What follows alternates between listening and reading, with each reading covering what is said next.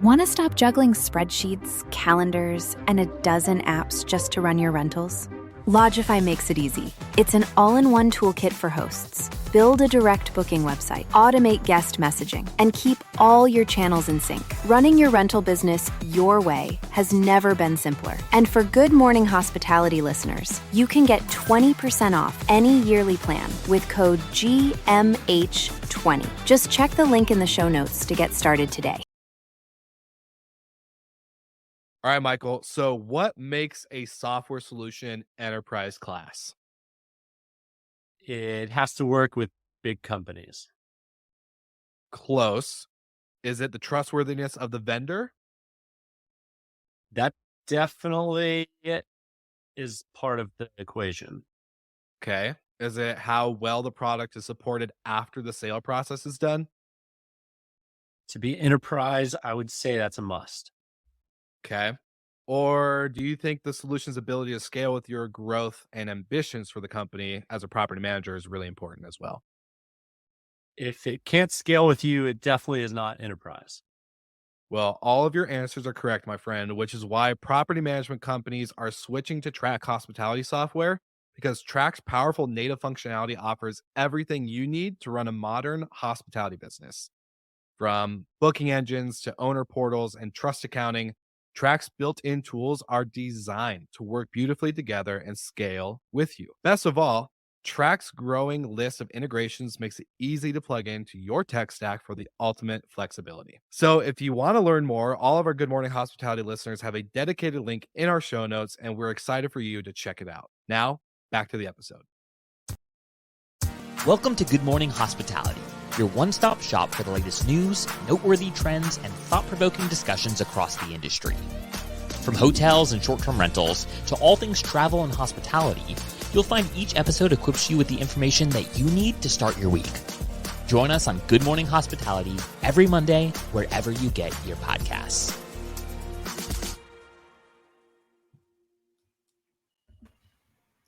Good morning, gentlemen. Good morning. How are we doing? You got a different background, Will. Where are you? Oh, just in nice old Scottsdale, Arizona for the Level Up Your Listing Summit.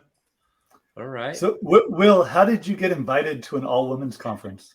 Well, I'm just that cool. They really needed someone to really carry the. I'm just kidding. No, so Natalie and Tatiana, who are putting on the conference, they're in the podcast network, and they're like, Will, we got to have you on stage, but you're not a woman, so you're not going to be able to be a speaker. But we need a good MC, and yeah, so that's why I'm doing it. Gonna bring the heat. Gonna get the women all amped up for the week up. Let's go. No one can do it better than you, Will. No one. I need the pep talk first before I go on stage because it's a little intimidating. I'd be pretty nervous. Yeah, it's gonna be intense. Thankfully, I know most of the speakers, so that will be nice. I'll have like a good. It's already a good rapport. But yeah, I'm excited.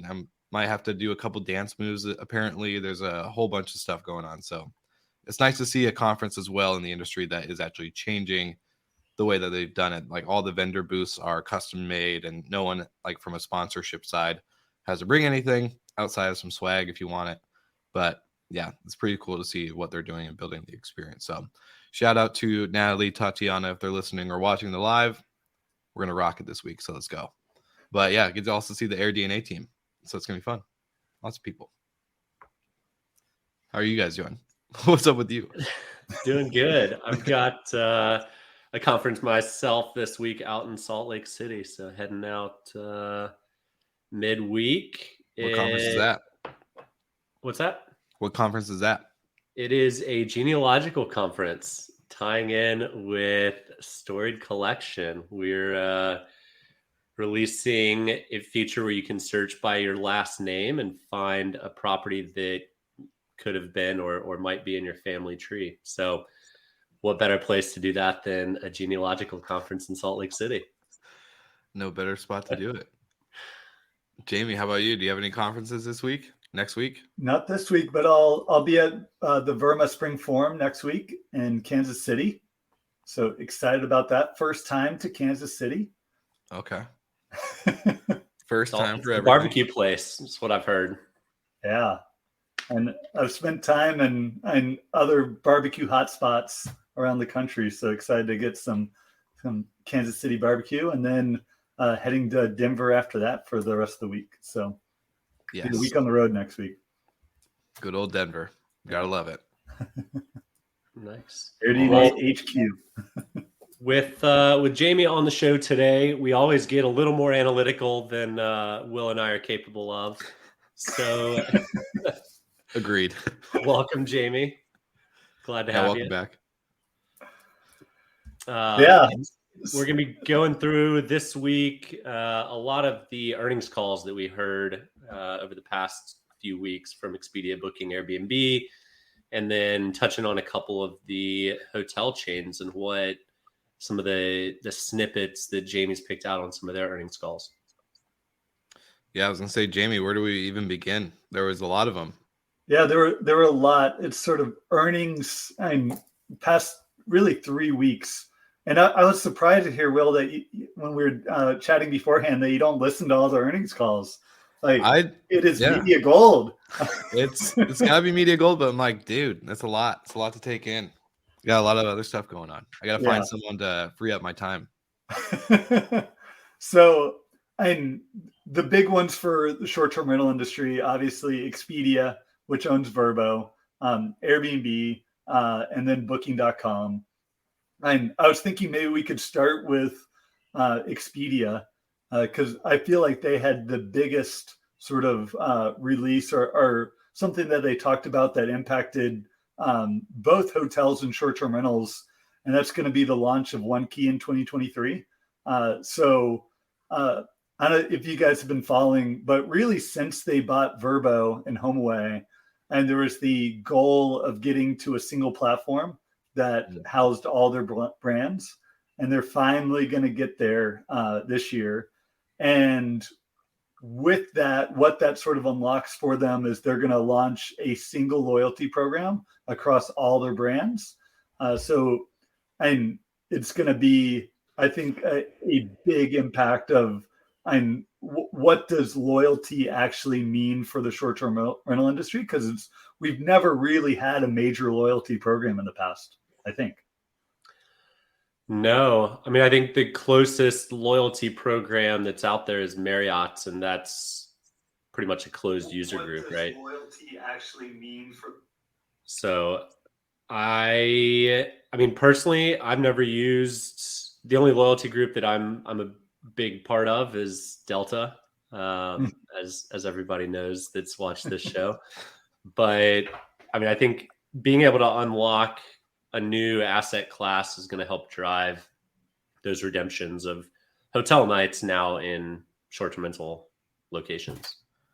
I'm not concerned, maybe it's not the right word, but for one brand, I guess, does this mean Expedia is just Expedia and everything listed is going to be Expedia? Or are you talking like One Key is just going to be kind of like you can apply it whether it's a hotel or a short-term rental? Yeah, so my understanding is you're going to be able to earn points across all their brands in one system. So if you book a flight on Expedia or book a short-term rental through Vrbo, you're earning all part of the same point system, and then can use those points across platforms as well. So, and if you, and think like on the margin, if I'm going to book and let's say the same home is listed on Vacasa, Vrbo, or Airbnb, and if, let's say it's the same price across all three, like I'm going to book it through Vrbo because I'm going to be able to earn some points. Yeah. And I think that's something that they're banking on. They found that, and people that sort of use their loyalty members and are much more profitable. They sort of drive repeat business. And for Expedia that spends so much on marketing of sort of driving bookings through their platform, if you get people that are just going directly to their app to make those bookings, that could have a really big impact on their business. Well, it's going to completely destroy the book direct. Like everything. Not to bring down like that cloud of sadness, but it's true. It's like why would anyone book direct if they can just get all their points If with the all price travel? is the same. Yeah. If there's still a 15% discrepancy, then yes, there's a benefit to booking direct. I think booking.com has had this genius program, which you hit different levels and you get different discounts. Airbnb, their response in their Q4 earnings was pretty funny. The best loyalty program is building a product people love so much they want to come back. You don't have to pay them to come back. I bet this tune will change if Expedia starts eating some market share back. Vrbo starts eating it back. Airbnb's talked about doing a loyalty program too. So just sounds like they're way behind the 8 ball. And this is Airbnb's "we're a better brand than everybody in the world" response. Do you think they can get away with it though? Do you think they can get away with no loyalty program at all? Like if everyone else does one, but they don't, do you think that their platform will still be the dominant short-term rental one? No. If Expedia starts to get a lot of users using the loyalty program, or using Expedia because of the loyalty program, it won't take 2 quarters for Airbnb to launch theirs. Yeah. I would even book on Airbnb at that point. Right. And across all other forms of travel or the big brands, and you book Delta, and if there's maybe even a slightly different price differentiation, like you're going to choose Delta over the other option because of the loyalty program, right? And booking Hilton versus Marriott, if you're a Marriott guy or a Hilton guy, and that's going to incrementally sort of change your behavior. And I do feel like loyalty programs could do that. I agree. I think it's going to push Airbnb to do one, maybe not in 2023, but maybe a 2024 reaction. Well, that's the thing, is like I'll never, for me personally, I wouldn't, even if I never book flights on Expedia. So when I'm doing travel, I'm never gonna book through them, even if it is a loyalty program type deal. If I'm going to book a hotel, it's going to be on Marriott, and it's going to be through my Bonvoy membership. So what do you think their, I guess, ideal acquisition would be from other loyalty users? Because I get the whole trip, like you can book a rental car, you can book the flight, you can book the hotel or the short-term rental. So that would be like the only factor I would say would drive me as a loyalist to another brand. Like Michael is to Delta, I am to Alaska, or to either any other airline. So how would they try to acquire loyalty users from other programs if they're really already loyal? Like I'm never going to switch from the Marriott side. Like that's just how it is. I'm not. I love my points. Yeah. I love my loyalty status. Like it has the perks. I get it.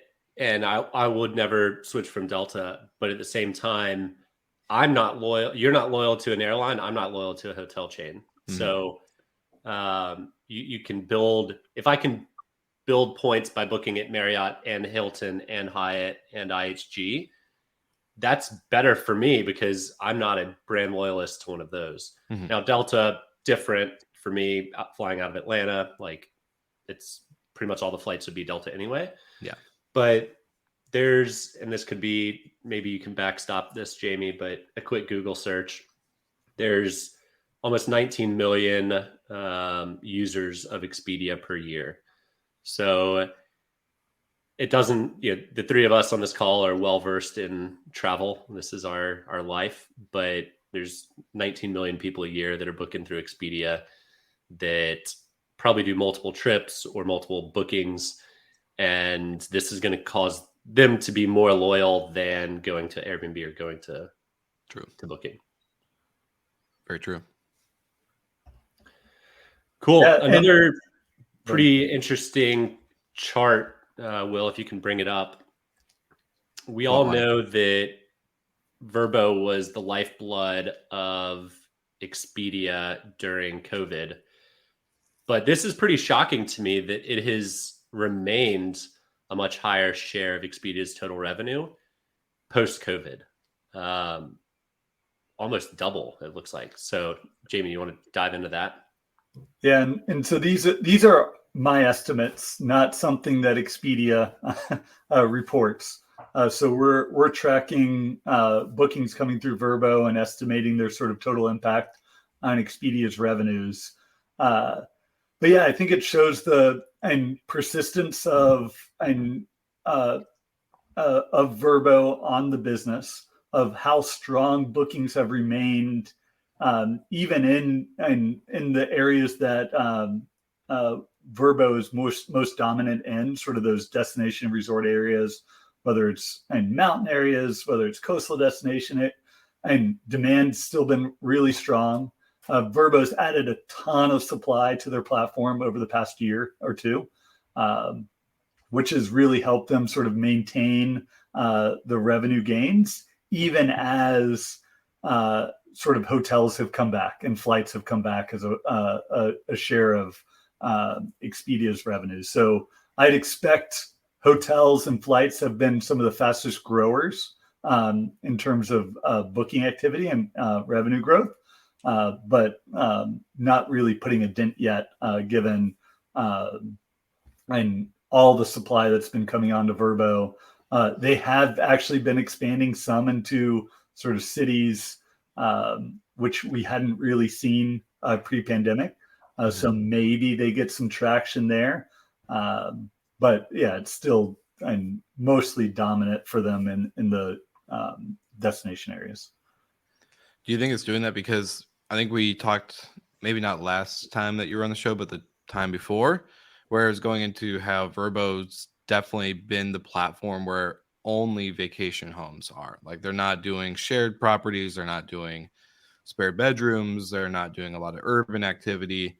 Do you think a lot of this activity or this growth is due to that they've held strong with that? Or is it just, I don't know what else could drive people away from Airbnb in the sense of booking, knowing that, especially being here at this conference, just hearing people talk about short-term rentals. Again, we all know they Airbnb it, or they call it an Airbnb X, Y, and Z, all that stuff. So yeah, I'm just kind of curious on what your thoughts are maybe on the Vrbo growth due to that.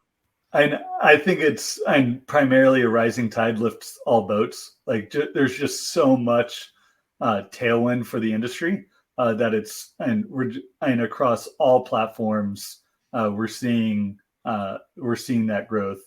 And we can jump down into what we saw from Airbnb, and when you look at the three major platforms, like Booking.com's revenues were up 36% last quarter, Airbnb's were up 24%, Expedia's were up 15%. Like, just the massive growth that the travel industry is seeing right now is really helping everyone. But if we even looked at direct bookings for the industry, they'd even be up. Like, it's not that anyone's stealing share away right now. It's just there's tailwinds across all different aspects of the business. Is it growth, Jamie, or is it still recovery rebounds? I mean, it sounds like we're actually charting into growth from 2019 highs. Yeah. So across the three platforms, it's all growth now. They've all recovered now to 2019 levels. And now they're sort of into expansionary mode. Airbnb is definitely the biggest in expansionary mode, though Vrbo, as a piece of Expedia's business, was definitely in expansionary mode last year and continuing on today.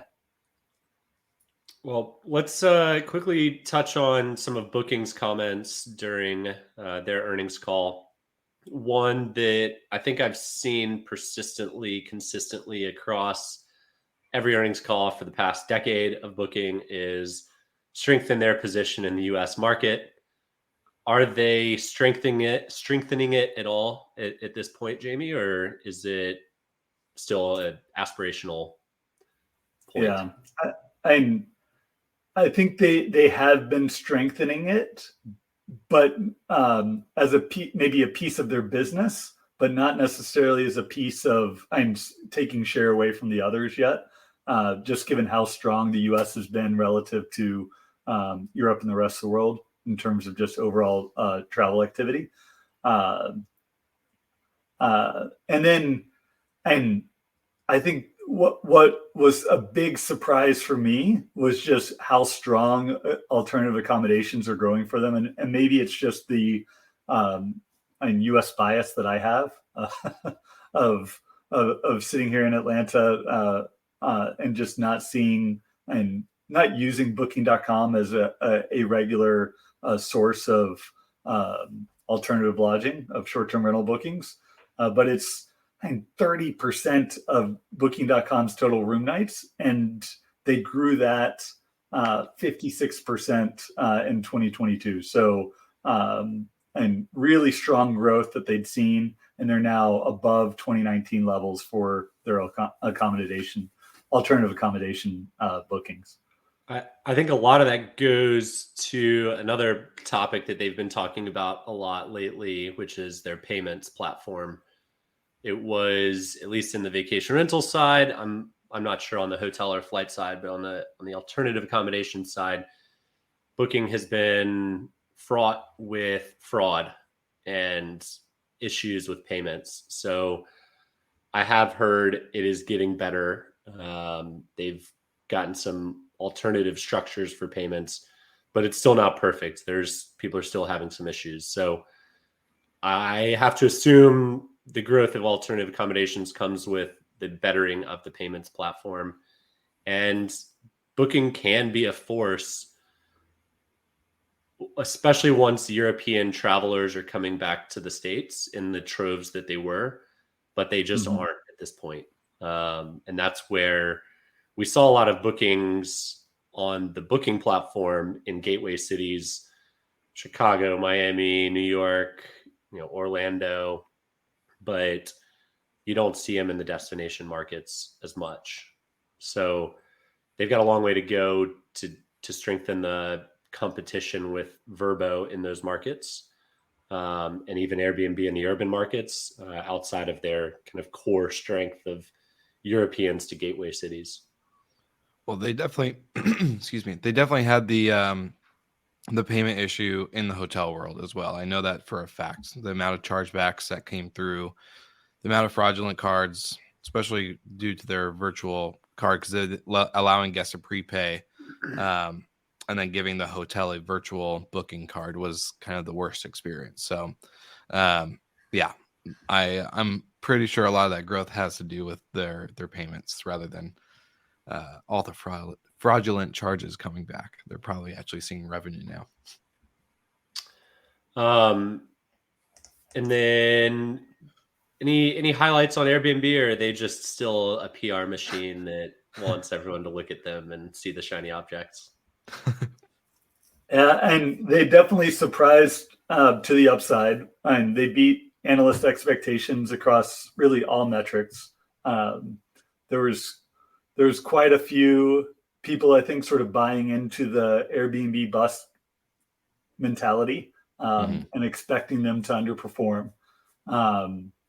So them sort of breaking that, and something that I sort of blew my mind when I read it and heard them talking about it was around their head count being down 5%, while their revenues were up 75% compared to 2019. And in the sort of austerity mindset and the sort of tech industry is in now, and all the bloat that these companies sort of saw during the past 3 years, and all the hiring that they'd seen, that Airbnb was, and we saw the sort of layoffs that all the hospitality companies did in 2020. But even with their sort of full recovery in demand and revenues growing, and it seems like, and all these groups have been really disciplined in hiring and focusing on profitability, and probably a great thing given the uncertainty that we have going forward, where even if we did see some weakness in hospitality demand, which I'm not expecting, but if we did, and that they wouldn't have to do rounds of layoffs or big rounds, that it would, they've been very controlled in their hiring. And say they Yeah, out of all the ones that go ahead. There's a lag. Go ahead, Will. Nope, go ahead. I pause. I'm gonna try to fix my internet. So I think a lot of that, Jamie, goes down to focus too. So Vrbo focused on what they do well. They killed the urban segment. Airbnb focused on short-term rentals. They didn't. They killed flights. They killed all these different tangents that they were running down. And I think that's probably a good lesson for all of us. Is it's fun to chase the shiny object that's right around the corner, but it's a lot more profitable focusing on what you do well and executing. And it seems like that's where, especially Vrbo and Airbnb are. And judging by the numbers, it looks like Booking is on the same track. So the thing that got me most excited on the earnings calls is that Airbnb is going to continue on their sort of brand campaigns. And this, in my opinion, like just helps everyone. And regardless of your opinion on Airbnb and whether you like them, hate them, they've brought more awareness globally to all short-term rentals as an accommodation option. And that the more that they push into the mainstream of people thinking about using short-term rentals for all forms of travel, it just like it becomes an option that maybe wasn't an option for guests in the past. And so they're gonna, I think it's Airbnb it, their campaign for 2023. I love it. They brought this whole awareness to a castle segment that a lot of people didn't know you could stay in. So you can stay in castles, people. And I wonder why that was your big one, your favorite one. There's better places to book than Airbnb. So if you had to do one Airbnb it campaign, each of you, who would you have do your campaign for you as a commercial?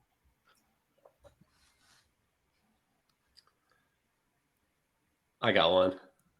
Go ahead. I'd have Elon Musk on the International Space Station. That's a good one. Dang. Yeah. Jamie, you got to have one. I know you've been thinking about this. You've been thinking about if you could have any favorite celebrity be your Airbnb campaigner, who would it be? Come on. Yeah. I know you got one. I don't know. I got another one. James Cameron on a submarine in the Titanic at the bottom of the ocean.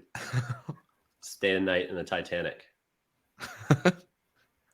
Oxygen mask included, hopefully. You'd stay in the submarine. Yeah, there you go. Okay, that works. And just their ability to sort of stay in the zeitgeist of like whatever the big trend is and get sort of someone like, I don't know if you guys watched White Lotus, but then like immediately after season 2 is over, like the plaza that the group was in was on Airbnb.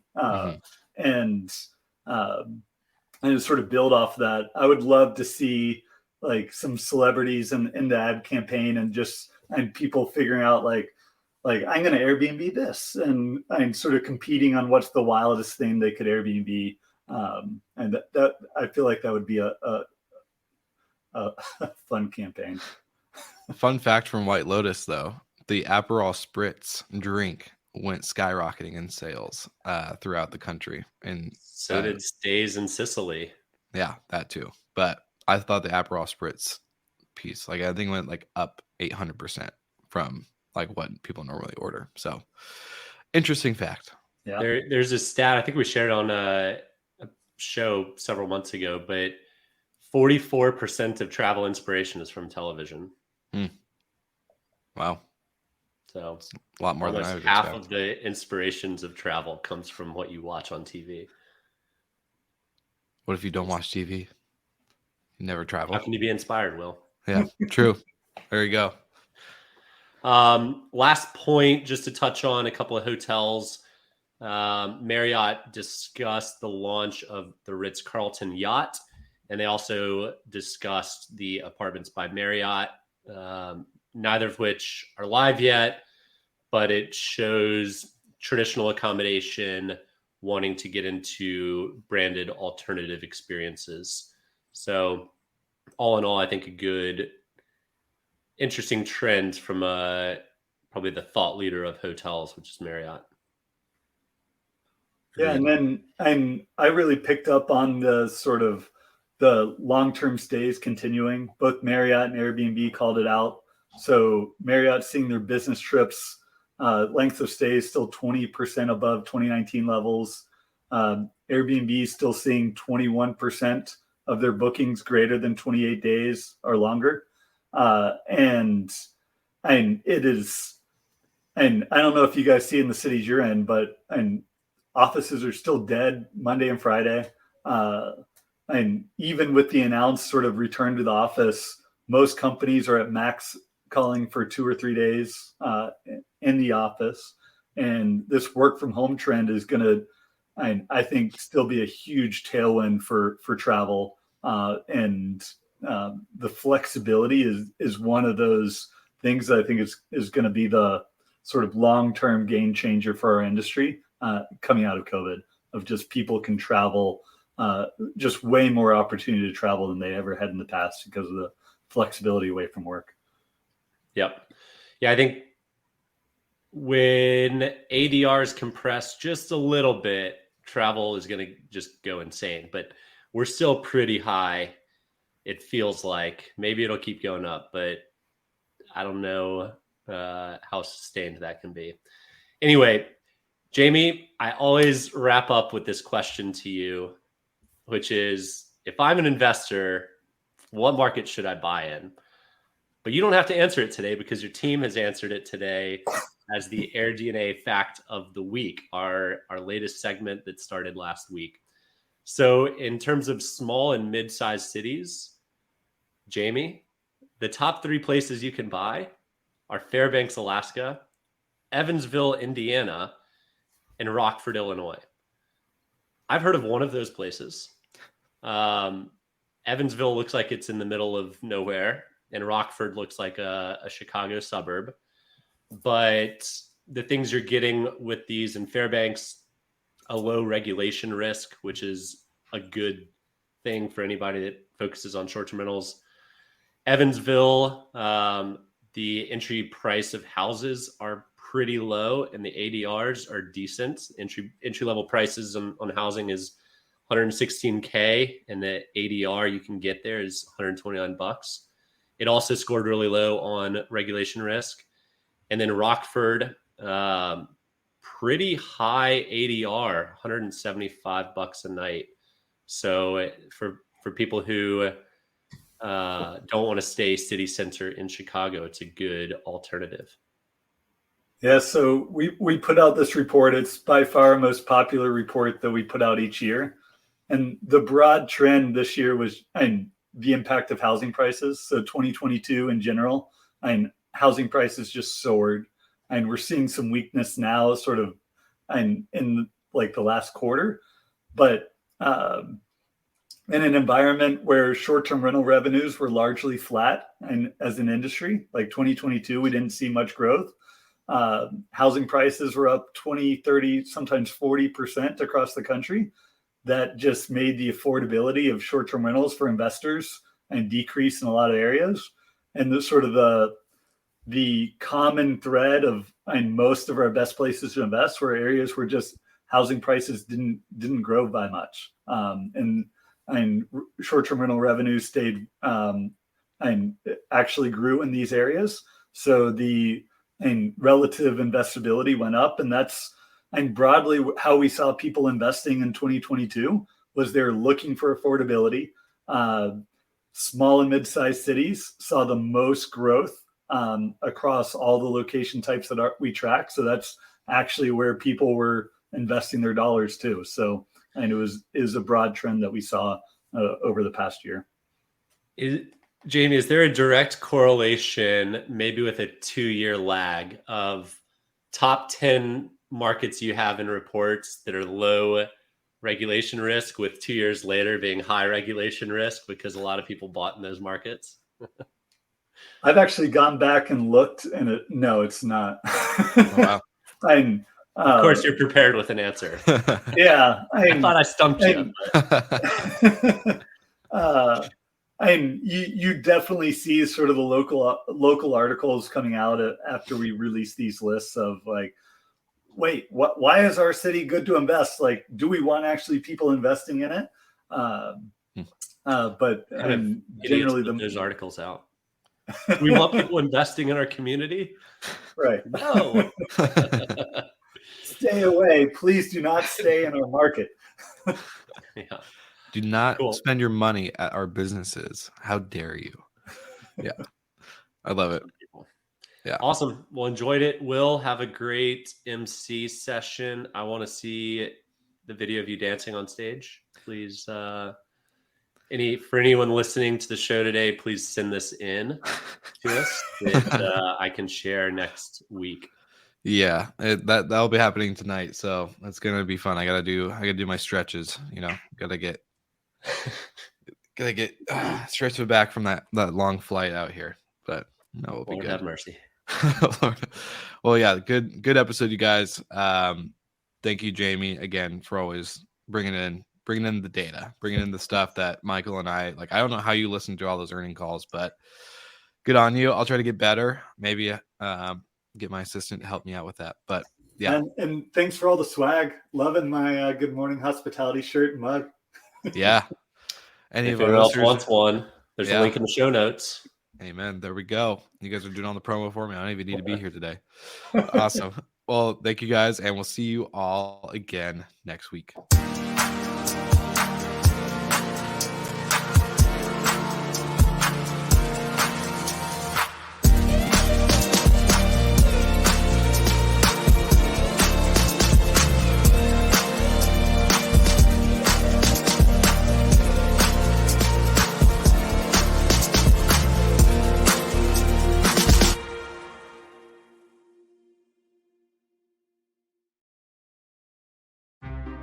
Want to stop juggling spreadsheets, calendars, and a dozen apps just to run your rentals?